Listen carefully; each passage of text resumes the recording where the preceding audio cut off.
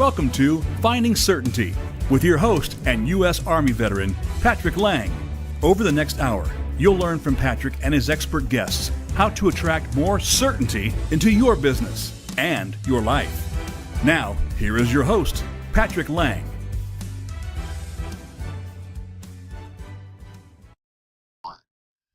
Welcome to another episode of Finding Certainty. I'm your host, Patrick Laing. Today we're diving into a topic that's both simple to understand and I think even easy to believe in, but it can also be very difficult to master. At least it is for most of us, including yours truly. More often than not, we're too anxious, we're too eager, we're ultimately too impatient. This episode is part of our ongoing series on how certain core values and characteristics contribute to finding a greater certainty in life and in business. We've been going through the alphabet from A to Z. My very first episode was on A is for accountability. I talked last month about O is for openness. I believe being open and transparent is one of the keys to finding more certainty in our lives. I believe it is it's one of those critical characteristics that if we don't understand, if we forget, it can impact us negatively. Today, if you hadn't guessed, I'm going to be talking about P is for patience. There's a lot of different P words I could have used. I thought about passion. I thought about persistence.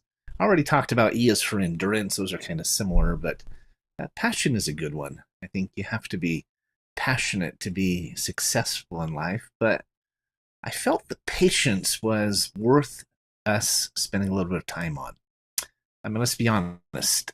Patience is rarely easy. It isn't glamorous.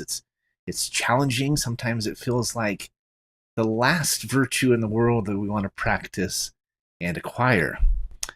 I don't know about you, but whether we're raising children, leading a team, building a business, or dealing with opposition, difficult people, patience often feels like a test that we didn't sign up for and didn't want, right? And yet it's so important. It's even easy to feel like maybe we're being weak or even a victim when we show patience or when we turn that other cheek. But I disagree. I believe that you're actually strongest when you show it. I believe it is and can be an acquired trait. I believe it is absolutely essential that we try. It's essential to developing more certainty in our lives. So I do think it all starts with having realistic expectations. It's hard to be patient if you expect perfection because you'll usually be disappointed. There's a quote I've always appreciated that reads as follows. It says, "The level of our frustration is equal to the distance between our expectations and reality." Think about it this way. If your expectations are clear up here, they're really high, and yet reality, as it often is, it is mortality. If reality is way down here, you're going to be extremely frustrated, or at least disappointed.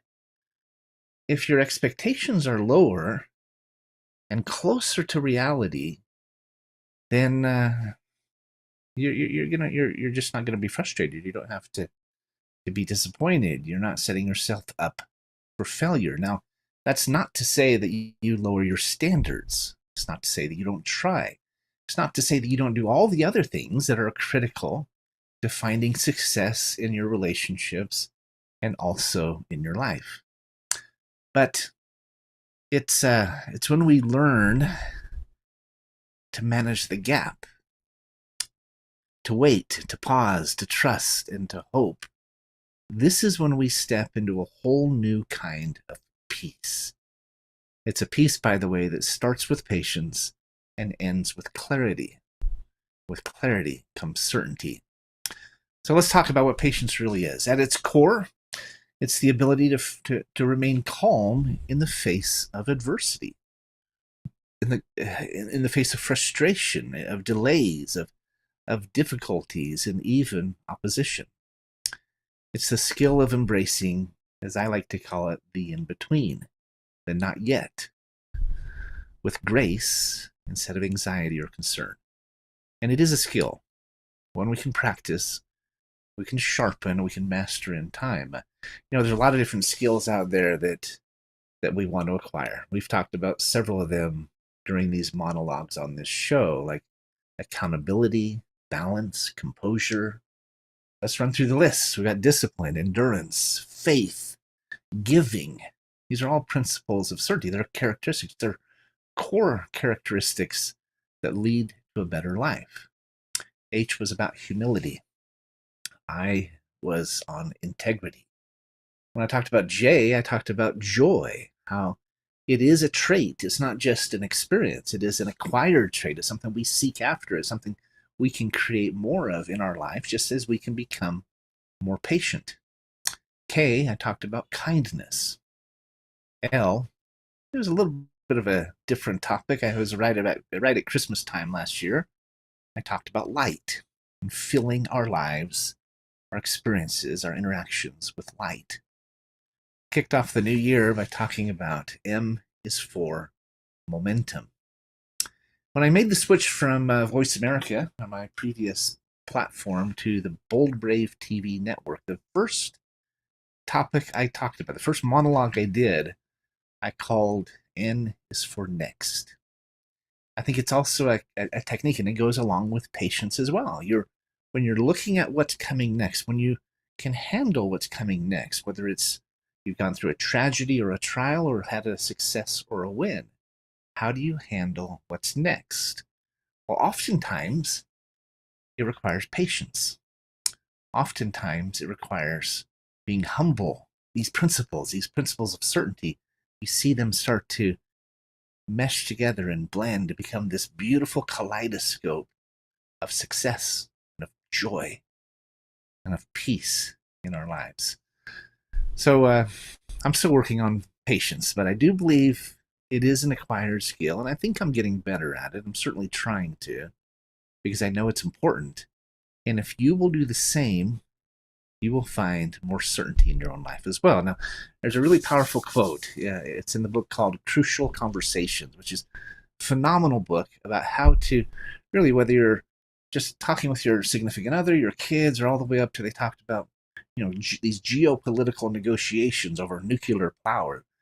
These are critical conversations, these crucial conversations. In the book, the quote says, be sincere, be curious, stay curious. Don't just pretend like you are, but truly be it and continue to be it. He says, be patient so you can listen well as you live and lead with intention. So let's talk about that word for a minute. I think so much of these characteristics that I'm reviewing in these monologues, and this one as well, come down to intent. What do you intend to do? Who do you intend to become? What is your intention? This resonates deeply with me. It's a secret, and it's a strategy I always keep in mind, really, during any crucial conversation. It's obvious when we're patient, we become better leaders, better parents, better spouses, better friends.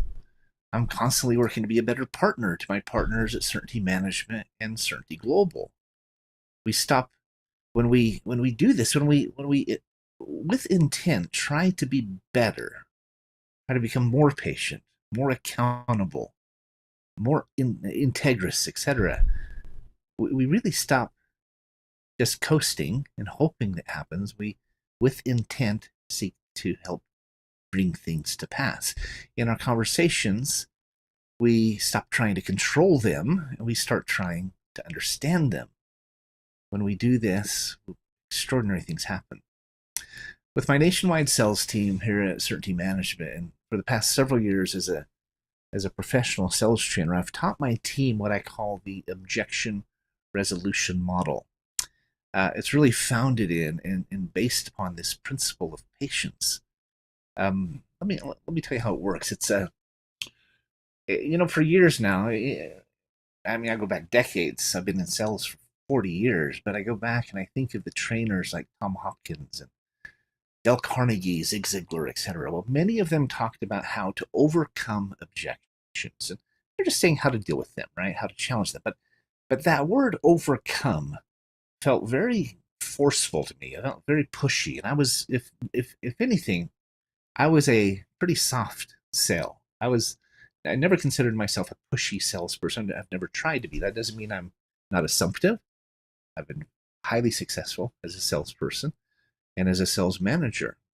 One time I took a team from 3.5 million a year to 7.5 million the next year to 16.5 to 20 million. Literally in about 3.5 years, we became the number one office in the country out of 65 offices nationwide. We were literally selling more than number one and number two. And this was a remodeling firm in Portland, Oregon. Well, that was fun. The biggest question we got from corporate was they would ask us, "What the hell are you guys doing out there?" Well, this principle of what I call the objection resolution model, which is really a patient collaborative approach rather than a forceful, heavy-handed, high-pressure approach. It was really key, one of the keys to our success. So how does it work? Well, the very first thing you do is to, when you hear an objection, might just be a question, maybe it's not even a concern. Whatever the case is, you remember that every word out of your mouth is going to raise walls or lower walls. I share with my team about this image of you're standing outside a limousine and the window's scrolling up, the tinted window, and shutting you out, or it's rolling down so they have a conversation. So literally every word out of your mouth is going to raise those walls or put them in the basement, as I like to say. Well, when we're patient, when we slow down a little bit, we usually will say something better. The first words out of our mouth, which again are a symbol and a sign of a patient delivery. The first words should be a statement of empathy. It's a statement of understanding. Right? It's trying to find common ground. It's trying to find something that you can agree to, even if you disagree on other points. You may say something like, "I hear you. I understand. It's a great point. Great question. It's not the first time I've heard that." Whatever the case might be. When you show empathy first, it keeps that window down. It might start creeping up because they're still skeptical, they're still suspicious. Maybe they're even defensive or antagonistic. But if you can show empathy, put yourself in their shoes, and not just it's not just lip service, right? It's not manipulative. You truly want to understand them. If you don't, you should probably go do something else, right? You're never going to be a top performer. People are going to feel high pressure. This can be used manipulatively.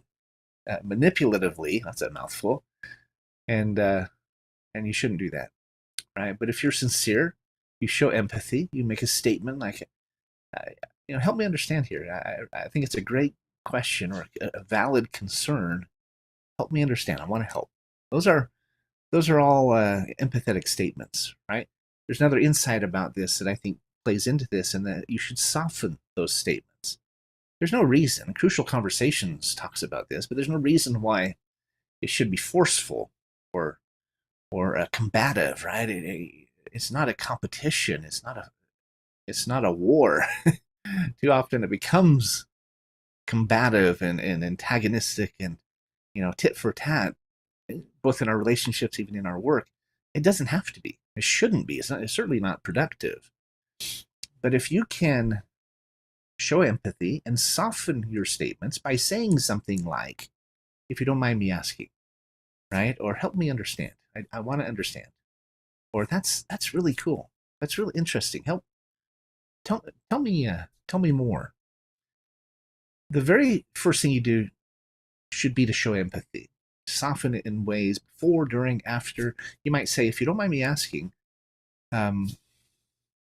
you might say, I hear you. I understand. I think that's a great question." And then you soften before, during, and after step two. And what is step two? Step two is to ask a question. And not just a question, probably several questions. You might And again, to my point, you want to soften before, even during, and then after to help the pill go down easier, right? To help your delivery be received. Remember what I said about walls going down and walls coming up. So I say, if you don't mind me asking, when you say X, help me understand. I really, truly want to hear you. There's another softener. What do you mean? Never use the word why. Why sounds combative. It's argumentative. Better to say, what do you mean? Or what are you trying to say? Or how can I help? That's step 2. You're patiently going through these steps. You've shown empathy. You've asked a question, maybe a follow-up question or two. And then you listen. Right? Remember, you have 2 ears and 1 mouth. I remember a time I was on a ride along with a salesperson, and we rolled price. We showed the customer what it was going to cost, and she said, "Oh my gosh!" And I felt the rep tense up next to me. We were sitting next to each other across the kitchen table, and he leaned forward. I could tell he was going to say something. Well, you get what you pay for, or some stupid response. And I grabbed his knee under the table to get him to stop. And do you know what she said? She said, "Wow, that's a lot less than I thought it was going to be." She wasn't even objecting, and he was ready to pounce, ready to overcome that objection. Too often, that is exactly how we react in conversations, in sales, in negotiation, in parenting. We're quick to react. We're quick to act. But we don't stop and listen. We don't show empathy, ask questions, get them to open up and understand them. We're quick to pounce, and oftentimes we're wrong. He was completely wrong. She wasn't even objecting, and he was about to resolve her objection or overcome her objection. So anyway, when you ask good questions, you show empathy, keeps the walls down, you soften, you ask good questions, they're going to tell you more. I mean, that goes without saying, right? You're peeling back the layers of the artichoke to get to the heart of their concern. And so when you do this, guess what happens? They're going to talk. They're going to open up. Not always. Can't guarantee it, but it's much more likely that they will. And when they do, they will tell you what they need. It might take some prodding. It might take more softening statements, more empathy, even compassion, but they will show you how to help. As a salesperson, they'll show you and tell you how to sell them.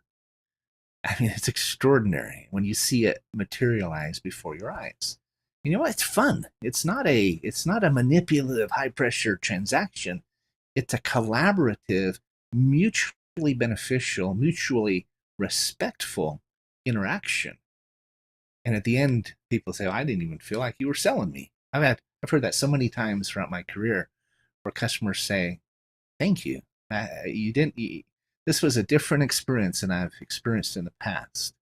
I didn't feel like you sold us. I just felt like you helped us." And that's ultimately the goal. One of the benefits of being patient in this way and following this model, this objection resolution model, is you resolve the objection or the concern together. And you want to be together in any conversation.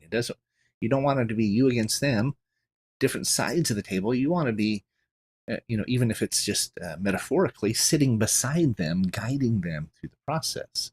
This can be with a child, a spouse, a customer, it doesn't matter, right? You're resolving that objection. You're patiently walking them through the steps, because sometimes it takes some time. Sometimes there's resistance. Oftentimes they need a little bit of hand-holding, as they say, a little bit of massaging. One of the great benefits of being patient in this way is that you formulate a better response. Just like my colleague, this young rep who was about to pounce and overcome an objection that didn't even exist, by slowing down, he realized he was wrong. And oftentimes we need to do the same. We talk about how there's a period of time between stimulus and response, and we can react, usually quickly, usually irrationally or inappropriately, incorrectly, or we can slow down, take a breath, count to 10, and respond. And when we do so, it's typically much more effective. So, another great resource. I could go on and on about that, but and then as and just in closing, you repeat the process. You might have to rinse and repeat several times. You come back, you show more empathy, you ask more questions, you listen, you formulate a better response, you test that response, see if that answers their question, and then you rinse and repeat as much as you have to. One other tip that I'll give you, just a little sales tip, is try to speak in third person. When you speak for the masses, rather than in first person for yourself, there's a very interesting dynamic. It comes across softer, and yet it's stronger. If I say, well, this is why you should do this, Mr. Customer. Let's say I'm selling a clog-free rain gutter, and I say, you don't want to fall off your ladder. You know how many people get hurt each year on ladder falls? It's one of the top reasons people go to the ER. Well, I just sound like a salesperson. I sound pushy. That's why salespeople are oftentimes categorized as like car salesmen, nothing against them, but, like high pressure. When I say instead the same thing, but I say it in third person, it feels completely different. It's a more patient, more proactive, much more mature, but much more effective response. When I say, I hear you, right? This is a big investment. I don't know about you, but the feedback we're hearing from customers is they don't ever want to be up on a ladder again. They know that it's one of the top reasons people go to the ER. They have friends and family who have been seriously injured falling off a ladder. It's just not worth it in their minds. That's why so many customers are working with us in this way. Blah, blah, blah, right? When you're the messenger, when you slow down, think it through, and become the messenger rather than the message, you're speaking for the masses, not just for yourself. It's so much more credible. It's so much softer, but in reality, it is stronger. So, another little insight. But another great resource along these lines is the classic book Bonds That Make Us Free by C. Terry Warner. It teaches some powerful lessons that really complement this topic of patiency, or of patience. This is one of those books that, if you'll take the time to read it, it will change your life. I read it 30 years ago, and I've never forgotten it. I reflect on it often. I share it with others. Called Bonds That Make Us Free. The author is C. Terry Warner. He's actually written a whole series, and I highly, highly recommend it. Here's what my buddy Alex has to say. That's my personal nickname for my ChatGPT 4.0. Alexander, or Alex. He says, the main lesson the book teaches is about how our relationships and our interactions can be transformed by recognizing and letting go of self-deception and blame. Well, isn't that really what being patient is about? It's letting go of self-deception, letting go of blame, taking things in stride. Goes on to say it emphasizes how choosing compassion, and there's that word, and authenticity can free us from negative emotional bonds. I would add this, really in short, this book, it reminds us that true freedom in relationships and in our own hearts comes through introspection, through accountability, and through humility. Let me repeat those three characteristics. Introspection, where you're looking inward. Accountability, you're taking responsibility for it, not just passing buck, not being a victim, not pointing fingers. And humility, removing the ego. Isn't that really what being patient with others is all about? Is being introspective, being accountable, being humble? I love that. Think about this. The introspection, accountability, and humility, they may be a big lift. I mean, like I said at the very beginning, this is not the easiest trait to acquire or to remember, but it is central. These principles are central to finding true certainty in our lives. They all require patience, especially with ourselves. So we're up against our break. I'm going to come back. Let us have our sponsors look at you. You take a look at our sponsors. When we come back, I'm going to talk about being patient with ourselves. So I think it's a really important part of this conversation. I'm going to get into some examples from history of people that have really demonstrated for us and embodied what it means to be patient and the impact that it had. A couple other insights I'll share, including the very best example of all. And when we come back here on Finding Certainty. Thanks for being with me here on this beautiful Wednesday morning. Look forward to speaking with you. I'll be right back. Mike Zorek, a three-time California state champion in Greco-Roman wrestling at 114 pounds. Mike, blind since birth, was born in Hartford, Connecticut. He was a six-time national placer, including 2 seconds, 2/3, and 2/4. He also won the Veterans Folk-Style Wrestling twice at 152 pounds. In all these tournaments, he was the only blind competitor.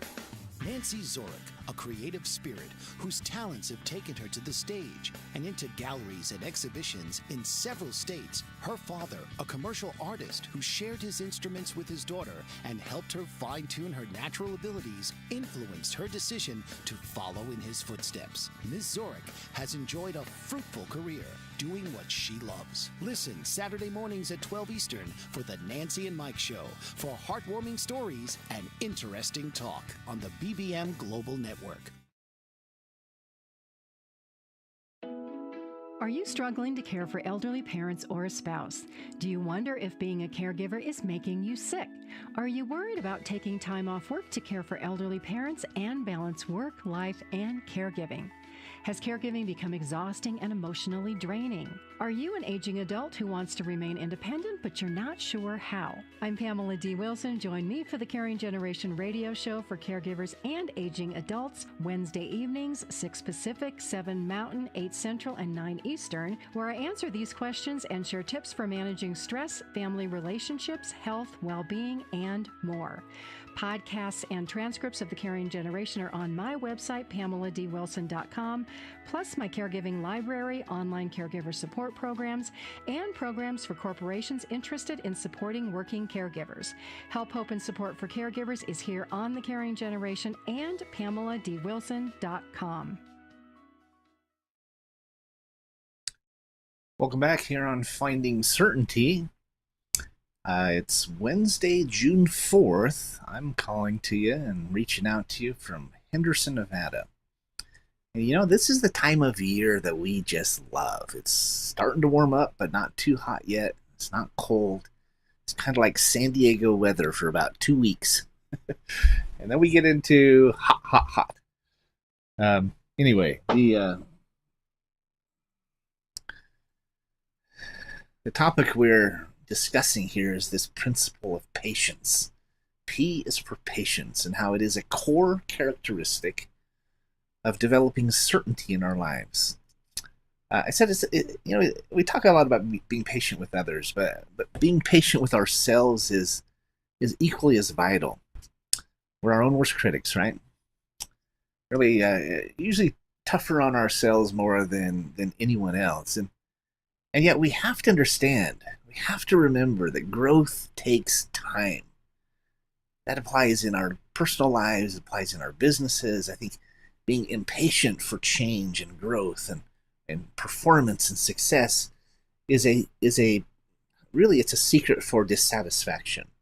It's a secret for, or it's an ingredient or a formula, as I would say, for uncertainty in our lives, for frustration, for anxiety even. Growth takes time, right? Healing doesn't happen overnight.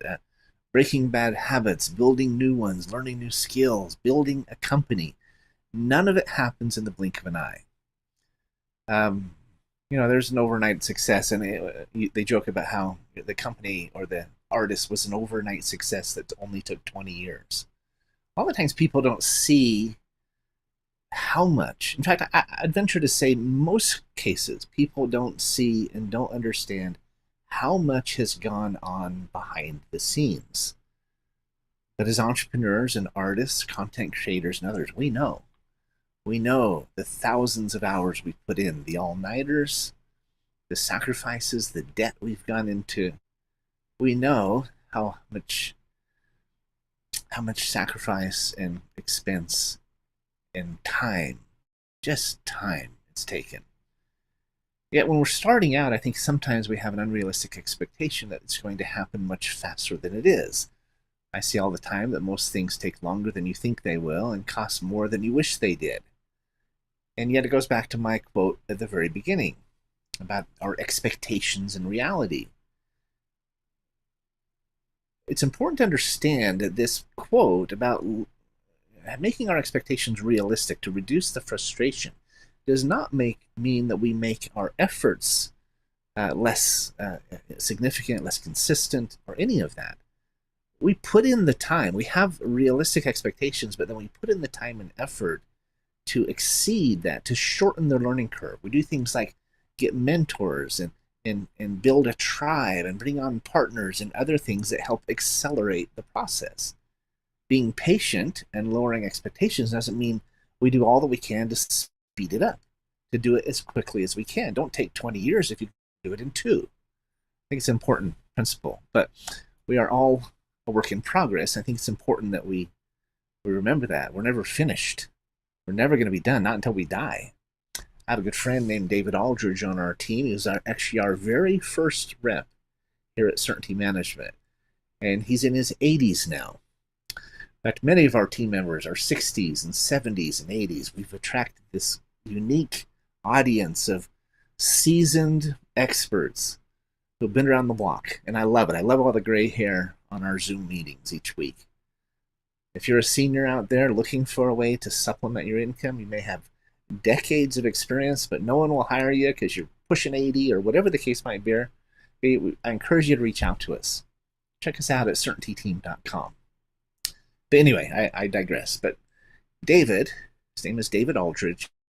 Every time I ask him how he's doing, in his 80s, late 80s or mid 80s, he says, excellent, but improving. I love that. You know, I talk about a patient perspective and really a proactive perspective. There's another P word that we could have focused on. It's the mindset that it doesn't happen overnight and I'm not done yet. I'm still a work in progress. I love a t-shirt my younger brother used to have when he was a kid. It says I'm not done yet. God don't make no junk. I love that. All right, so another one of my favorite books and one that you can absolutely transform your outlook and your relationships is called Real Love by Greg Bear. I've talked about this one a few times on my shows, but the author Greg Bear, he highlights something very similar in this vein, talking about patience and perspective. Bear talks about removing expectations from our relationships. He says expectations are imposed on others. Promises are made by ourselves, made by us. And that distinction really changes everything. Patience says, I trust the process. I trust you. I trust that you have my best interests at heart, and you need to trust. You should be able to trust that I have yours. When I make a promise, it should be expected that I will keep it. But when I expect others, I'm imposing that expectation, that demand, that pressure on others. That's where it starts to get a little dicey, and it rarely produces good results. When we lead with patience and promises and love, rather than control and pressure, our relationships flourish. That's where patience pays dividends, and they are some of the greatest dividends in life. Let me share a quick story from this last week. There's a self-proclaimed online journalist, an investigative journalist, someone I'd call a bit of a crusader. He goes after crypto schemes and Ponzi schemes and MLMs and other things, but he publicly has criticized a project that we are big fans of, that we're affiliated with. It's a new social media platform called VidMe, VIDME. He's convinced it's going to fail, that the earnings projections are unrealistic, and et cetera, et cetera. He hasn't been very subtle about it. But I made a conscious decision to, rather than to fire back and defend ourselves, or rather than to sling mud. I think when both sides sling mud, everybody just gets muddy. I wish our politicians remembered that. But rather than coming back at him with the same tone, I decided to extend an olive branch. I invited conversation. I didn't know how it would go. I know I was putting myself at risk, especially because he live screens everything. But I didn't have anything to hide, and I believe in this project that's being spearheaded and has been founded by my good friends. To my surprise, he responded, and we've since had several conversations. Most of them I would consider productive. He's still skeptical. He's seen a lot of bad actors out there, and he's not convinced that this will do what they say it will. But I know the people behind it. I know their intents. I know their hearts. I've looked at the numbers. They're represented by one of the best law firms in the world. The list goes on, right? There's a lot of evidences why he should believe. But ultimately, he still has his doubts. And this is the kicker. We can agree to disagree. That's a skill set that's critical in business and critical in life, right? You can agree to disagree. You can agree to be patient with each other. We're talking, there's dialogue. He actually said he respects the fact that I'm willing to engage and willing to communicate. And in my book, that's a win. That's the power of patience. So, recent example just happened in the last couple of weeks. I'm still ongoing, actually. If you think about this in your own life, in your marriage or your partnerships, your friendships with your kids, your colleagues, your customers, consider your own reflection in the mirror first. Be patient with them, with the situation, and with yourself. How often do we miss the breakthrough that could have happened by, one, rushing it, reacting instead of responding, or two, passing the buck, being a victim, pointing fingers? I mean, how often do we miss that? We miss the connection or the breakthrough we could have had, the success we could have had, because we weren't willing to wait for it. There's the old adage that we can either react or respond, and the latter is infinitely better. I mean, we've been talking about that. Responding is when we stop, we take a breath, we count to 10, we resolve instead of overcome, just like I teach my sales team to do. I challenge you to try it. You'll be amazed by the results. You know, in business, in many respects, patience leads to success. There's a pattern that we go through. I call it the cycle of confidence, or the confidence cycle, and it's really key to any endeavor. It's a principle of patience. It's a principle of success. It all starts with a desire. Okay, when we start out, we just want something to work. It might be a relationship, it might be a business, but we start with desire. It's like we plant this little seed and hope that it grows, right? And that's actually the next step. Actually, before that, we kind of go from desire. We have desire, but then usually we deal with some sort of stress, right? Some anxiety, maybe trepidation, worry, even fear, right? That's usually step 2. Getting through that. Realizing that's the step. You just have to step past it. The next step is hope. Hope leads to faith. I believe that initial fear can bleed into hope, and hope, when you take action, you start to work, it can grow into faith. Like you take this seed and you plant it and you don't cast it out. You give it a chance to grow. You water it. Make sure it gets some sun. It's just hope at first. You see nothing but dirt, and then you see this little green shoot start curling up, and you keep working at it. Hope leads to faith, which, as they say, is the evidence of things not seen. Even when you start to see it, you see that little green shoot, you're like, there's no way this is going to grow into a tree, right? But faith in action makes a difference. It works. It takes patience, it takes persistence, but it works. And as evidences in proof, little by little, begin to appear, as they begin to emerge, just like that little shoot, In time, that fragile belief blossoms into faith, and not just faith, but perfect faith. It grows into knowledge, and eventually knowledge becomes certainty. None of that happens in a straight line. None of it happens instantly. It takes time. It takes patience. It takes persistence.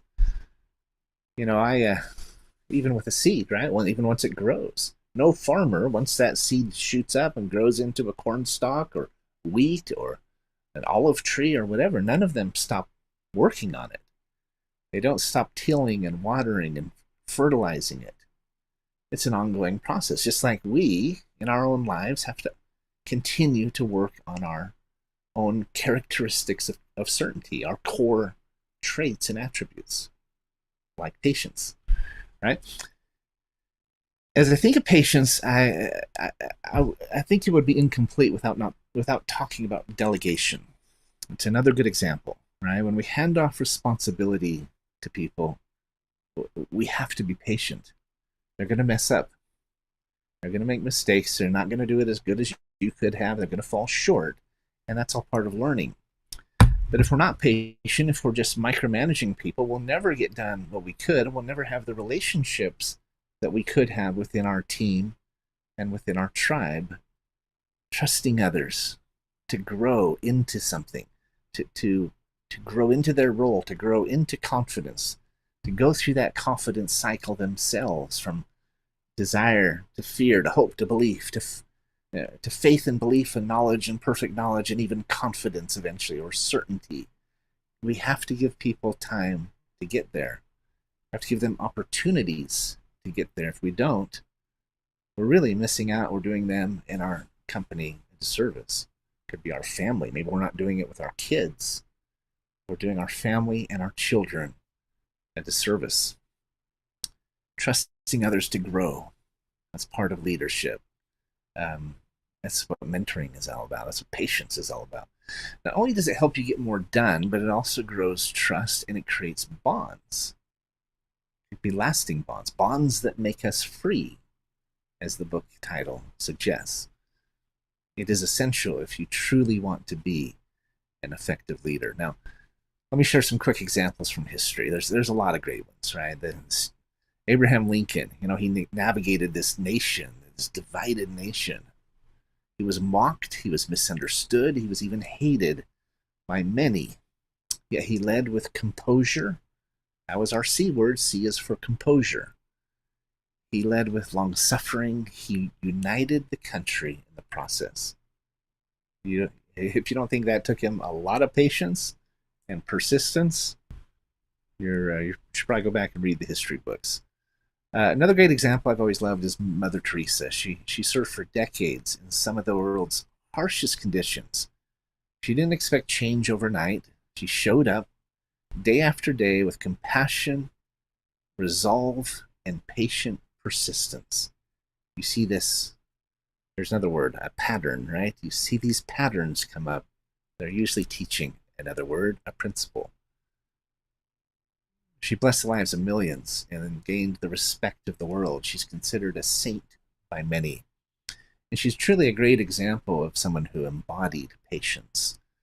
We recently celebrated, just a few weeks ago, Martin Luther King Day here in the United States. And what an incredible leader, right? What a great example of someone who practiced nonviolent resistance, which in a very real sense means extraordinary patience in the face of violence and even hate, and eventually it cost him his life.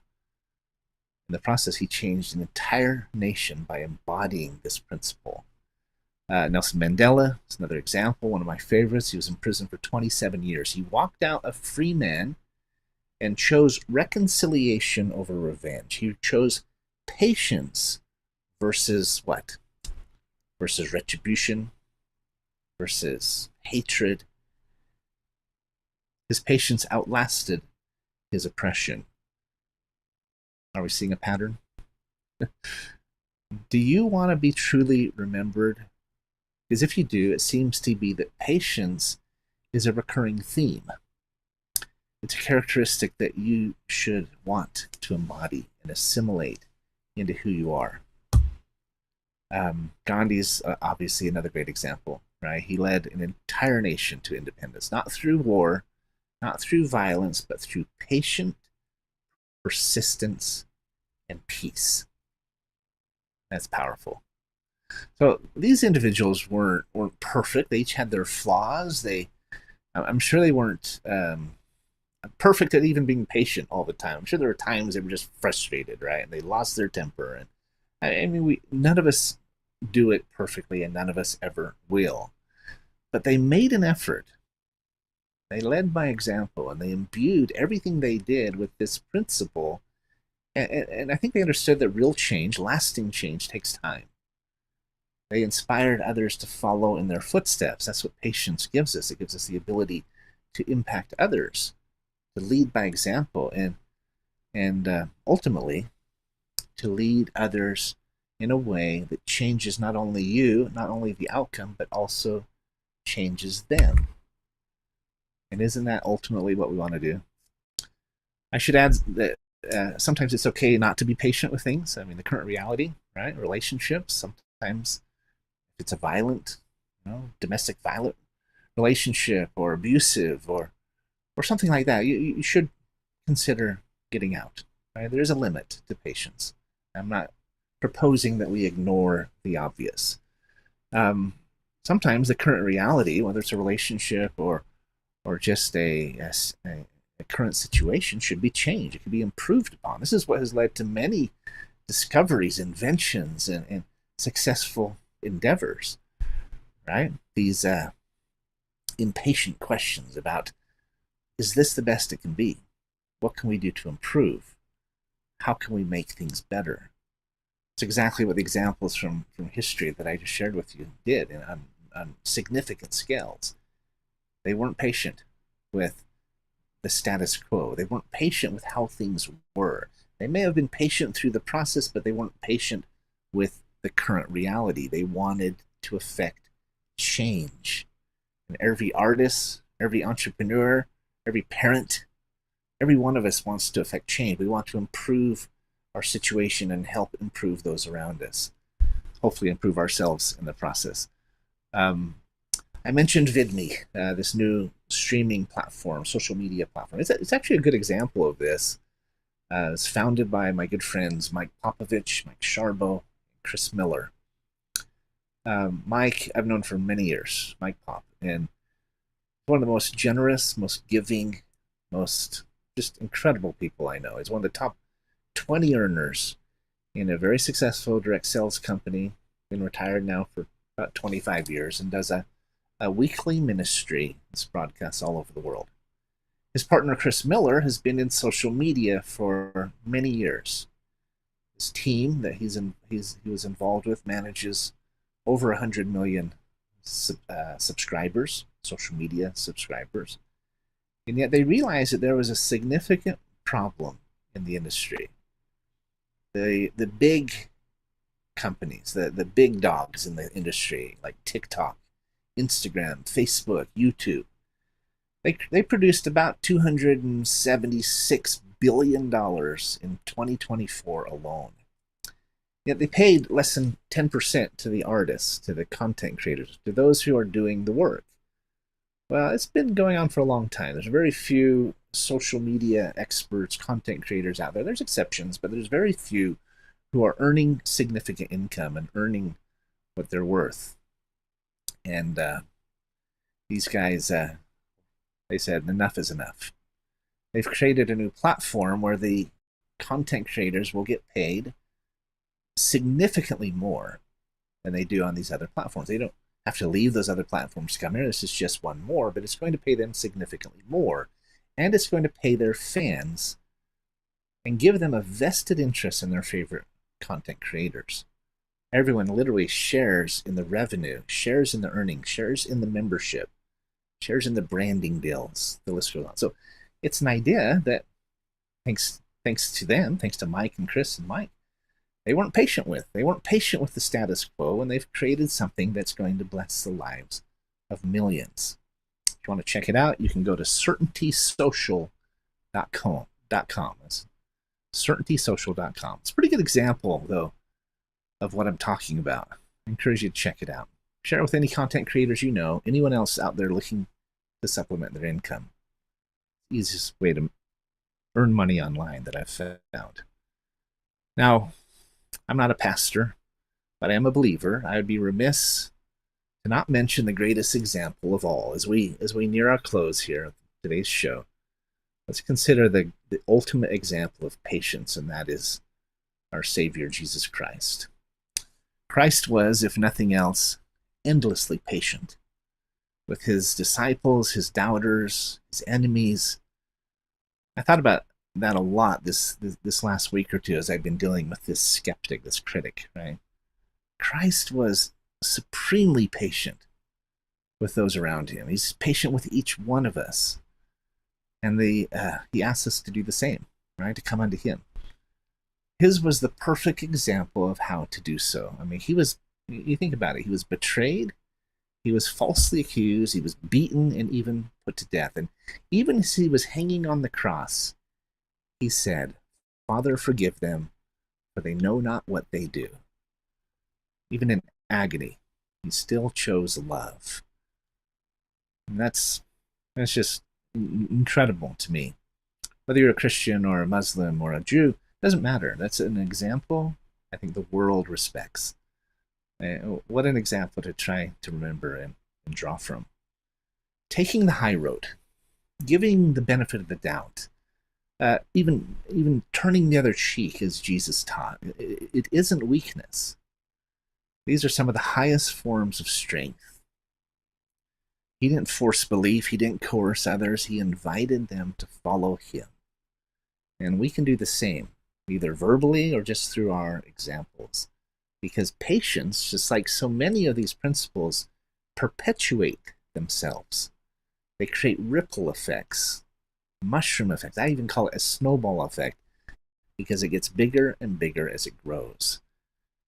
Christ, he just waited patiently. He's still waiting for many of us to answer that call. That, my friends, is the kind of divine patience, the kind of example I think we could all stand to learn from and seek to acquire and to embody in our own lives. As I wrap up this monologue, I want to leave you with a challenge. This week, find one situation where you'd normally react and don't. Pause, breathe deeply, count to 10, just wait. Just take a breath. Choose patience, see what happens. Whether it's a conversation or a criticism, a goal that's taking longer than you expect, or something you're wrestling with. Look up, reach up, take the high road, and try being patient. You might be surprised at the certainty and the confidence, the peace that it brings into your life. Until next time, thanks for joining me. I appreciate you sharing my show with others. You can do so at www.certaintylive.com. Just pass that along. I really appreciate it. You can find us on all the podcast channels, on YouTube. If you'd like to learn more about VidMe, go to certaintysocial.com. Hope you have a great rest of the week and weekend. Keep seeking, keep growing. Remember my friend Dave. He's excellent but improving. I love that. You can find more certainty in your life. It's out there.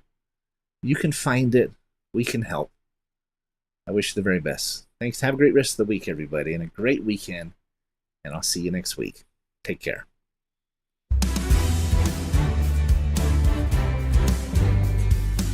Thanks for tuning into today's episode of Finding Certainty.